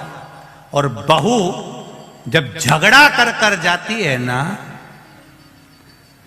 इसके पिताजी ने भले 1 लाख रुपया भी खर्च नहीं करा हो, पर तुमसे 25-30 तो पहली किस्त में मांगती है अदालत से, और लिख के भेजती है, हमारे पिताजी ने शादी में इतना खर्चा करा था, इतनी की दौलत थी, इतना का सामान था, इतना का सह था, लाओ। सबको हिला देते। लक्ष्मी जी ने भी हिला दिया। अब भगवान भूखे रहने लगे। भूखे रहे तो भगवान ने सोचा अब क्या करें। भगवान सोचे चलो एक काम करते हैं, थोड़े से कपड़े चेंज करते हैं और छोटे से कोई रूप बदल के कम से कम कहीं भिक्षा ही मिल जाएगी तो खा लेंगे। समुद्र के तट पर भगवान बैठ गए। जैसे ही बैठे कोई आया और भगवान को लाई देकर चले गए। लाई जानते हो, वो धान की लाई नहीं होती, दिवाली पे चलती है, वो लाई देकर चले गया। लक्ष्मी जी को मालूम पड़ा कि भगवान को खाने के लिए लाई मिल गई। लक्ष्मी जी ने पवन देव को बुलाया, समुद्र की लहर में से ऐसी हवा फेंको कि इनके पल्लू में जो बंधा हो सब हवा में उड़ जा। अब पवन देव ने भी सोचा है इनकी मानना जरूरी है। तुरंत उन्होंने हवा चलाई, लाई गायब, परमल गायब। दाऊ जी ने कन्हैया से कहा ये जरूर लक्ष्मी ने करा होगा। भगवान बोले अब क्या कर सकते हैं। दाऊ जी ने कहा वो नहीं आ रही तो क्या हुआ, कन्हैया अपने घर की बहू है, कम से कम तुझे लेके तो आना चाहिए। भगवान कृष्ण बोले तुम्हारे चक्कर में ही तो गई है, नहीं तो मैं तो बहुत एडजस्ट करके चल रहा था। 16,108 को एडजस्ट करने में कितना समय लगता है तुम नहीं जान सकते।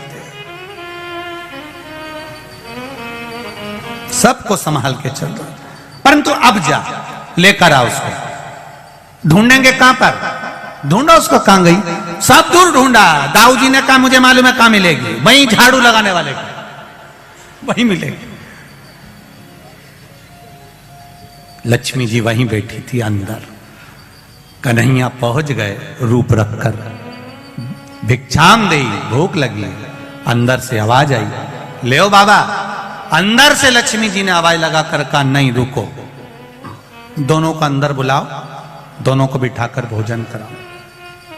आज भरपेट भोजन जब दाऊ जी और कन्हैया करने के लिए बैठे, दाऊ जी ने जो रोटी का टुकड़ा मुंह में लिया, चावल खाना प्रारंभ करा, दाऊ जी ने कन्हैया को कोनी मारकर कहा ऐसा लग रहा है जैसे बहू भोजन बनाती थी, वही की वही स्वाद है। कन्हैया बोले अब अंदर जा भी नहीं सकते, देख भी नहीं सकते कि भोजन किसने बनाया है, फिर भी मुझे लग तो वही रहा है कि उसी ने बनाया है, अंदर बैठी बना रही होगी। जो कन्हैया ने अंदर झांका, झांक कर क्या देखा कि वो झाड़ू लगाने वाले के यहाँ रोटी मेरी महारानी लक्ष्मी बना रही थी, प्रेम से, प्रेम बस। कन्हैया ने कहा लक्ष्मी तुम चलोगी नहीं? लक्ष्मी जी ने कहा चलूंगी तो सही, पर मेरे कुछ वचन हैं वो आपको याद रखना पड़ेगा, कुछ नियम है उसको आपको याद रखना पड़ेगा, कुछ शर्त है, तब मैं कंप्रोमाइज करूंगी। छोरा छोरी का जब कंप्रोमाइज होता है तो शर्त पर होता है। क्या शर्त है? पहला शर्त, इस प्रभास क्षेत्र को, इस पूरे क्षेत्र को जहां जगन्नाथ जी निवास करते हैं, इसको मेरे नाम से जाना जाए, श्री क्षेत्र कहा जाए। भगवान ने कह दिया आज से जगन्नाथपुरी को श्री क्षेत्र कहा जाएगा। दूसरा वर, आपके यहां पर मंदिर में जब प्रसाद आए तो उसमें जात बिरादरी का, वर्ण का कोई भेद ना हो, कोई सेठ भी है और कोई गरीब भी है, कोई ब्राह्मण भी है, कोई क्षत्रिय भी है, कोई शूद्र भी है, कोई वैश्य भी है, एक जगह पर बैठकर भोजन पाए, यहां वर्ण विभाजन ना हो। उस प्रसाद और तीसरा वर जो जगन्नाथपुरी में मांगा गया, उस प्रसाद के तत्व को जानने का प्रयास करिएगा। लक्ष्मी जी ने तीसरा वर मांगा, हे जगन्नाथ जी, बलभद्र जी, आप वर दीजिए, आप वर दीजिए। जब जगन्नाथपुरी में जो भोजन का निर्माण होगा, उस भोजन के निर्माण में जो पात्र बनाया जाएगा और जिस पात्र में भोजन बनेगा, उस पात्र के भोजन को आपको अमृत करना पड़ेगा, अर्थात रोग से मुक्त करने वाला भोजन बनाना पड़ेगा। भगवान कृष्ण ने वर दे दिया जगन्नाथपुरी में। जब जब जगन्नाथ का भोजन तैयार होगा, तब तब उस जगन्नाथ के भोजन को जो ग्रहण करेगा, उसके आधे से ज्यादा रोग जगन्नाथ जी समाप्त कर देंगे। उस प्रसाद की महत्वता को, उस प्रसाद की मूलता को जानिए।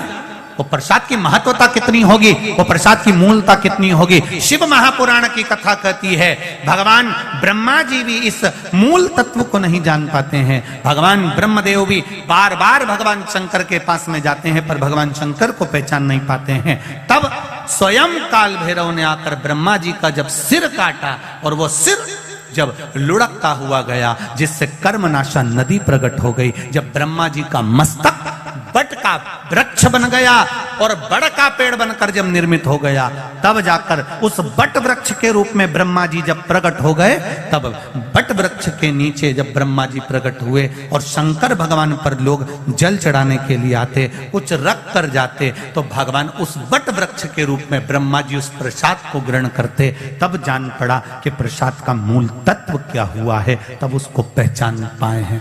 और आपका तो ये बड़ोदरा क्षेत्र, आपका ये बड़ोदरा जो क्षेत्र है, इसका नाम ही बट वृक्ष से बना हुआ है। क्योंकि यहां पूरे बड़ौदा में सबसे ज्यादा अगर वृक्ष थे तो काय के थे? जम के बोलो जरा, बड़ के वृक्ष थे। सबसे ज्यादा बट वृक्ष थे, बड़ के वृक्ष। वो बड़ के वृक्ष के कारण ही इसका नाम बड़ोदरा रखा गया था, बट वृक्ष का। और मैं तो निवेदन करना चाहूंगा सभी संस्कारित गुजराती भाई बहनों से, निवेदन करना चाहूंगा, राष्ट्रहित के लिए, राष्ट्र के लिए मतदान बहुत जरूरी होता है, बहुत जरूरी है मतदान। कल कथा सुनने आने से पहले सब, आप लाखों की संख्या में कथा सुनने आ रहे हो, सबसे निवेदन करूंगा, अपने मत का प्रयोग करिए। और कल मतदान जब भी यहां गुजरात के अंतर्गत, कल शायद यहां कल का है? कल का है ना इधर क्षेत्र में, तो अपने मत का प्रयोग करिए और कल मतदान जरूर करिए। कल जितने भी लोग आएंगे सबकी उंगली देखूंगा। मतदान जरूर करें, अपने मत का प्रयोग करो, अपने राष्ट्र के उत्थान के लिए, अपने देश के उत्थान के लिए, अपने प्रदेश के उत्थान के लिए मतदान जरूर।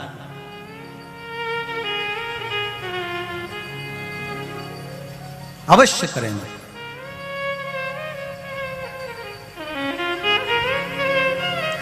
और अपने मत का प्रयोग करिए, जिससे राष्ट्र का उत्थान हो, राष्ट्र का आनंद हो। मान शिव कथा कह रही है, पूरे बड़ोदरा में बट वृक्ष ही बट वृक्ष थे। भगवान ब्रह्मा जी का जो कटा हुआ सिर है, उस शीश से, भगवान ब्रह्मा जी का शीश से बड़ का पेड़ उत्पन्न हुआ। उस बट वृक्ष की भी मूलता हमारे यहाँ शिव महापुराण की कथा करती है। जब घर में अधिक मात्रा में क्लेश होता है, बहुत ज्यादा मात्रा में, कहीं पति पत्नी का तलाक चल रहा है, केस चल रहा है, भाई भाई में लड़ाई चल रही है, बहनों में लड़ाई चल रही है, परिवार में अगर क्लेश चल रहा है, तो हमारे यहाँ बटकेश्वर महादेव का पूजन किया जाता है। कौन से महादेव? जम के बोलो जरा। बटकेश्वर महादेव। अब बटकेश्वर महादेव के लिए आप शंकर भगवान को ढूंढने नहीं जाना है, आपको केवल बड़ के पेड़ के नीचे जाना है और जो मट्टी का ढेला पड़ा हो उसी मट्टी के ढेले पर आप केवल एक लोटा जल चढ़ाकर आ जाइए। वो बटकेश्वर महादेव का फल, पूजन का फल हमें प्राप्त हो जाता है। देखिए पूजन एक पत्र है,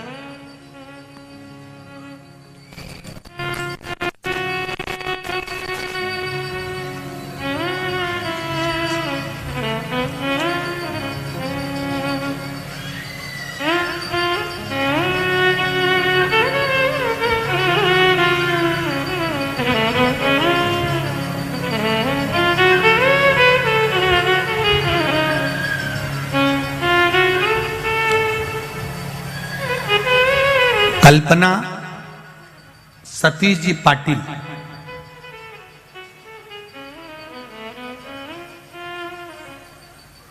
कहीं बैठी हो तो जरूर हाथ हिलाइएगा। कल्पना सतीश जी पाटिल। हमने मकान के लिए 3 साल से फॉर्म भरा हुआ था जो मिल नहीं रहा था। एक दिन मेरी बहन के यहां गई और तब मेरी बहन ने कहा कि 1 लोटा जल सारी समस्या का हल। शिव जी को चढ़ाना प्रारंभ करो। बाबा की कृपा से गुरुदेव, मेरा 3 महीने भी बाबा ने नहीं लगने दिया और मेरा मकान मुझे बाबा ने दे दिया। मैं शिव जी को प्रणाम करने आई हूं। कल्पना सतीश जी पाटिल। एक पत्र बड़ा सुंदर है, ये भी देख लीजिए। ये अभी का पत्र बड़ा भाव से लिखा हुआ।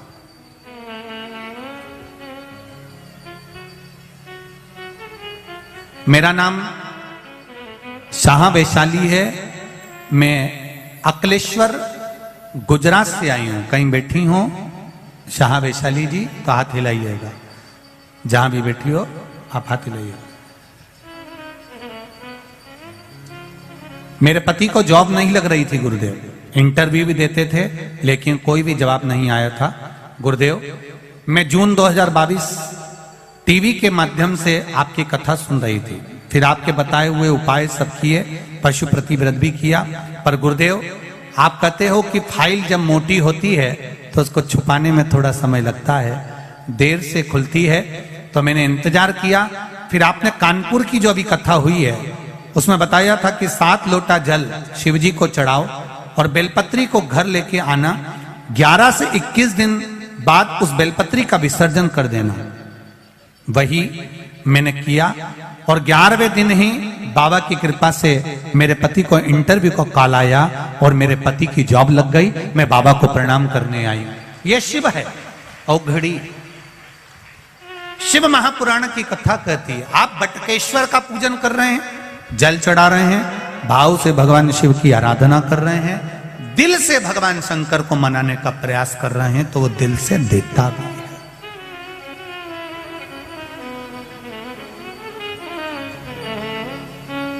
थोड़ा ध्यान दीजिएगा। भगवान शिव के मंदिर में जब भी प्रसाद चढ़ाएं, शिव के मंदिर में जब भी आप कोई सामग्री लेकर जाएं, या तो सामग्री में बेलपत्री डाल दें, और अगर बेलपत्री नहीं डालें तो उस बेलपत्री के कैसे, उस सामग्री के कैसे भी 3 हिस्से कर दें।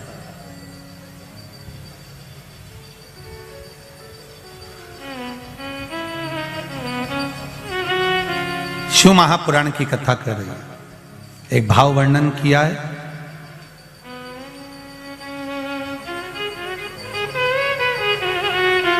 जब केवल एक ही तरह का प्रसाद एक ही पात्र में हम भगवान के शंकर जी के सामने रखे और उसमें हमने बेलपत्री नहीं रखी, या उसको हमने हाथ से 3 हिस्से नहीं करे, या थोड़ा सा भाग हमने अलग नहीं करा, तो उसमें महाराज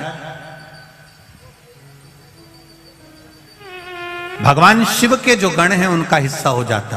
पहला चंदेश्वर का, दूसरा चंदाशु का, तीसरा चंडाली का, चौथा विश्वसेन का और पांचवा चंड का हिस्सा उस प्रसाद में हो जाता। शिव महापुराण की कथा कर रही है, भगवान शंकर का चरित्र कर रहा है कि भगवान शिव के सामने जो भी हम भगवान के सामने प्रसाद रखें उसमें बेलपत्र अवश्य चढ़ना चाहिए या थोड़ा सा भाग में अंतर कर देना चाहिए। जैसे आप भगवान शंकर के सामने रखें, आपने चिरौंजी रखी, चना रखा, चूरमा रखा या कोई दही का पंचामृत रखा, उसमें भी आप एक बेलपत्र समर्पित कर सकते हैं। क्यों? बेलपत्र उसमें डाल देने से या भाग विभाजन कर देने से भगवान शंकर के गणों का जो हिस्सा है वो हिस्सा नहीं रहता, फिर आप उसको ले जाकर अपने भाग के अनुसार उसको प्रयोग में ले सकते हैं, आप उसको पा सकते हैं। अब और अच्छे से समझ लीजिए, प्रसाद शिव जी का प्रसाद और अन्य प्रसाद में एक अंतर रहता है कि शंकर भगवान के प्रसाद को आप नहीं भी पाते हैं तो केवल अगर दर्शन मात्र कर लेते हैं तो भी ना जाने करोड़ों करोड़ों पाप हमारे जीवन के समाप्त हो जाते हैं। केवल दर्शन मात्र, केवल मात्र दर्शन।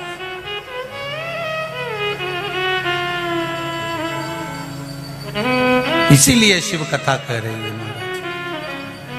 मान लो कोई हमारा धन लेकर चले भी जाता है, कोई कर्जा हो भी जाता है, तो मात्र बटकेश्वर महादेव का शिवलिंग का पूजन करने से ही हमारा सब कार्य सफल हो। कौन से महादेव? सब बोलो जरा, दोनों तीनों पंडाल वाले। बटकेश्वर महादेव। वैसे तो बड़ौदा वालों पर बड़ी कृपा है, पूरे बड़ौदा के चारों तरफ महादेव ही महादेव विराजमान है, जहां जाओगे वहां महादेव मिलेंगे। नवनाथ के रूप में बैठे हुए हैं चारों तरफ भगवान देवाधिदेव महादेव।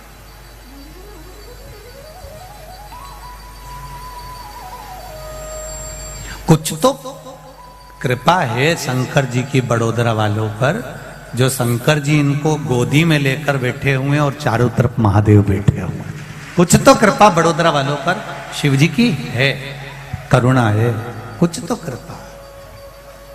और बची कुची थी तो ये शिव महापुराण की कथा मिल गई, भगवान शिव की दया उदारता मिल गई। शिव कथा कह रहे हैं, भगवान देवाधिदेव महादेव का संवाद कर रहा है। भगवान ब्रह्मा जी को भगवान शिव ने अर्धनारीश्वर स्वरूप का दर्शन दिया। भगवान शंकर जब ब्रह्मा जी अपनी चित्त से भटक रहे थे तो चित्त को स्थिर करने के लिए, मन को स्थिर करने के लिए अर्धनारीश्वर का ब्रह्मदेव को जब दर्शन दिया, महाराज ब्रह्मा विष्णु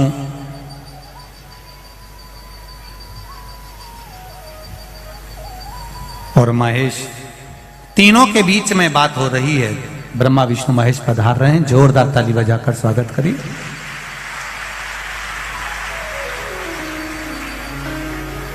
ब्रह्मा विष्णु महेश तीनों के भीतर विचार करा कि सृष्टि की रचना का क्रम क्या करना है। तब भगवान ने अर्धनारीश्वर स्वरूप का दर्शन देते हुए ब्रह्मा और विष्णु ने सभी ने भाव से दर्शन दिया। तीनों की तीनों आपस में निर्णय लेते हैं, ब्रह्मा जी को रजपथ बताते हैं और सुंदर सृष्टि के वर्णन का, विकास का वर्णन किया गया, सृष्टि की रचना का, विस्तार का आनंद सुख दिया गया। ऐसी सुंदर कथा का रसतत्व ग्रहण करते हुए कल पीपल के वृक्ष के नीचे कौन से प्रसाद को चढ़ाया जाए कि वो हमारे पूर्वजों के सुख को प्रदान करे। आंवले के वृक्ष के नीचे कौन सी सामग्री समर्पित करी जाए जिससे धन की वृद्धि का भाव बने। बेलपत्री के वृक्ष के नीचे शिवलिंग का पूजन करते समय हमें कौन सा प्रसाद समर्पित करना चाहिए देवाधिदेव महादेव को, जिससे हमारे यहाँ संतान का सुख बने। ऐसे पावन प्रसंगों को आगे बढ़ाते हुए कल की कथा की ओर अग्रण्य होंगे।